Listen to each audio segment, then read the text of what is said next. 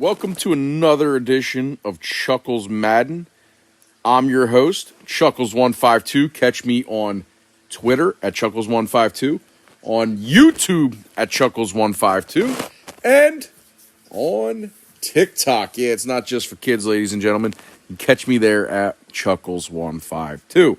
So, I'm going back a few weeks to the Cleveland game because something that was said today on the Moda Camera and John Bitchie show is very relevant to what happened during the Cleveland Browns versus Philadelphia Eagles game.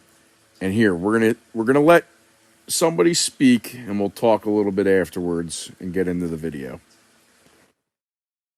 Right now, if you got to devise ways to get him the ball, you kind of got to devise. It's almost you got to throw him the ball behind the line of scrimmage because he can't shake anybody down the field. I mean, to become a real receiver, a first-round impact kind of receiver, he's going to have to learn how to run routes. And what we're seeing is that his speed. Everybody said that he ran a slow 40 at the combine, but he's really a lot faster than that. Does he look fast to you? He doesn't run away from anybody in the secondary. So I mean, I didn't like the pick when they made it, and I kind of like it less now. Ray and Davion Taylor. You hear that? That was one Ray Diddinger. I mean, the gospel of Philadelphia Eagles is written by Ray Diddinger. And that was him breaking down his opinion of Jalen Reagor. Now, I want to take you back to when it was 0-0. Philadelphia Eagles versus Cleveland Browns. And we're going to break down a play that everybody, just ragged on Carson Wentz for. But now, let's get a new perspective on this play. So you guessed it. This is the Maki Taki pick six. It's a sad play. It really is. Because what you're going to watch is this guy, Jalen Reagor, just doing his own thing out here. You're going to watch Dick Rod looking this way, just lost in the play, thinking he's got no responsibilities. And this guy coming around and murdering Carson Wentz. And this guy right here, he would have gotten a 20, 30, 40-yard gain. He really had a nice route to the end zone.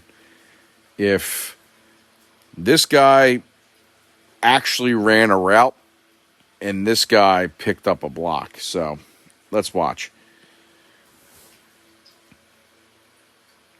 So Wentz audibles. He sounds like he heard him. And he's running around here. And then just kind of starts doing his own thing. And you can see he's just kind of doing his own thing out there. He's just running, facing the quarterback. It's not how football's played. Football isn't played unless it's a broken play that way. If you're not going to run your route tree, why should the quarterback anyway, why should he bless you with a target? He shouldn't. I'm not going to, if I'm an NFL quarterback and this guy right here isn't running his route tree properly, I'm not blessing him with a target. Get the fuck out of here. I'm going to give it to a guy like Miles Sanders that deserves the football. So, Dick Rod, look at him. He's fucking looking this way. Actually, I think he's looking straight at Carson Wentz. He's not even looking at his man. And then he tries to grab him at the last minute. Instead, dude just murders Carson Wentz. There it gets picked off. And boom. Right into the end zone. Nice. Fucking Browns. It's a sad play, really. It really is a sad play because it just shows what Ray Diddinger was talking about with Jalen Reagor. And then just, if Dick Rod could, pick up that block.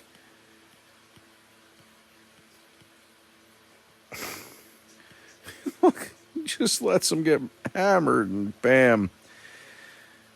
Really sad play from a really sad year from the Philadelphia Eagles. I really do believe if things were drafted differently, that Doug Peterson would have this team and Carson Wentz would be looking the way the offense did in 2017. Heck, I was fooled by Jalen Reagor, personally. I thought that if we traded, number one, I wanted to be traded back to draft him. I thought we should draft him in the early second or late first round.